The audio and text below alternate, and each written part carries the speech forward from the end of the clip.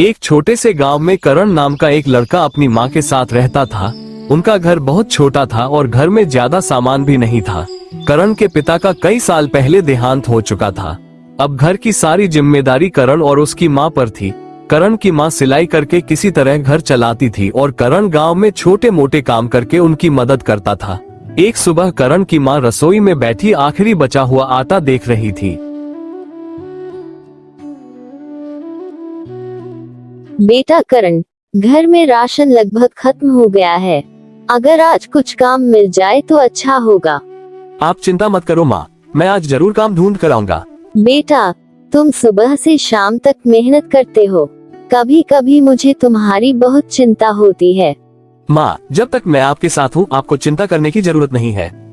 करण ने अपनी माँ के पैर छुए और काम की तलाश में घर से निकल पड़ा। करण गांव की कच्ची सड़क पर चल रहा था। रास्ते में वो कई लोगों से काम के बारे में पूछता रहा, लेकिन कहीं उसे काम नहीं मिला। आज भी अगर काम नहीं मिला तो घर का राशन कैसे आएगा। करण कुछ दूर ही चला था कि अचानक उसकी नजर सड़क के किनारे पड़ी एक छोटी सी थैली पर गई। करण ने आसपास देखा। उसने थैली उठाई और उसे खोलकर देखा। अंदर बहुत सारे पैसे थे। करण कुछ देर तक उन पैसों को देखता रहा। करण के मन में एक पल के लिए लालच आया। उसे याद आया कि घर में राशन नहीं है। उसकी माँ को नई दवाई की भी जरूरत थी। अगर मैं ये पैसे घर ले जाऊं तो माँ की सारी परेशानी खत्म हो सकती है। लेकिन तभी उसे अपनी माँ की कही हुई एक बात याद आई।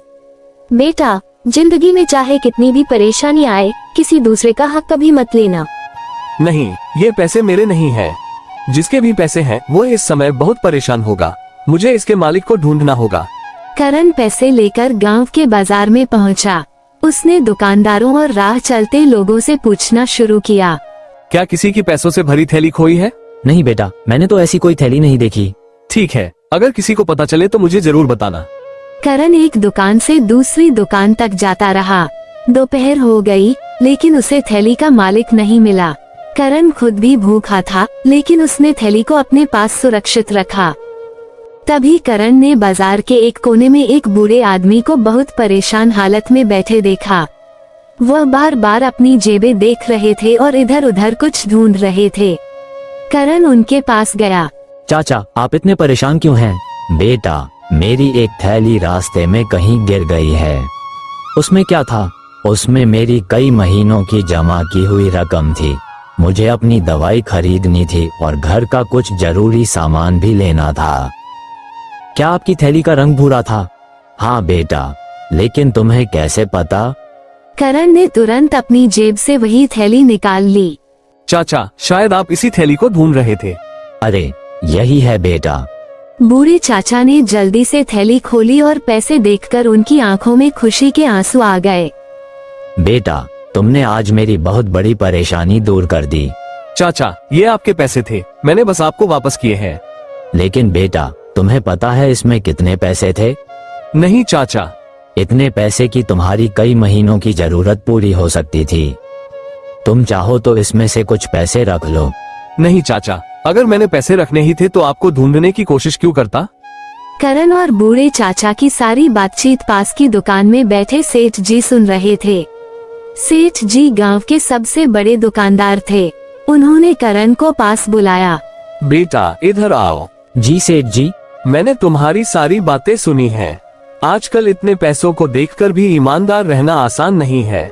सेठ जी, मेरी माँ ने मुझे सिखाया है कि गलत रास्ते से मिला पैसा कभी खुशी नहीं देता। तुम्हारी माँ ने तुम्हें बहुत अच्छी सीख दी है। क्या तुम काम की तलाश में हो? मेरी दुकान पर एक मेहनती लड़के की जरूरत है। अगर तुम चाहो तो कल से मेरे साथ काम कर सकते हो। सच में सेठ जी? हाँ, लेकिन एक बात याद रखना, मेहनत और ईमानदारी कभी मत छोड़ना।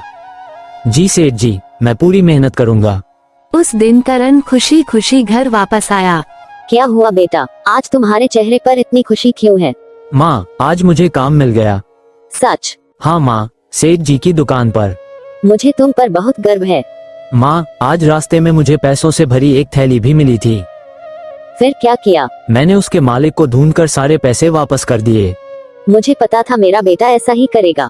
उस रात बहुत दिनों बाद करण और उसकी माँ के चेहरे पर सुकून था। अगले दिन से करण ने सेठ जी की दुकान पर काम शुरू कर दिया। वो सुबह समय पर दुकान खोलता, सामान लगाता और ग्राहकों की मदद करता। करण काम को सिर्फ नौकरी समझकर नहीं करता था, बल्कि पूरी ईमानदारी से करता था। एक दिन सेठ जी ने उसे दुकान के पैसों का हिसाब करने को कहा।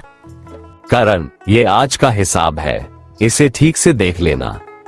ने ध्यान से पूरा हिसाब देखा और उसे एक छोटी सी गलती नजर आई।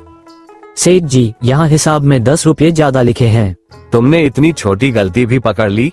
जी, हिसाब में छोटी गलती भी आगे चलकर बड़ी परेशानी बन सकती है। सेठ जी करण की ईमानदारी और समझदारी से बहुत प्रभावित हुए। समय बीतता गया, करण ने मेहनत करते हुए दुकान का काम पूरी तरह सीख लिया।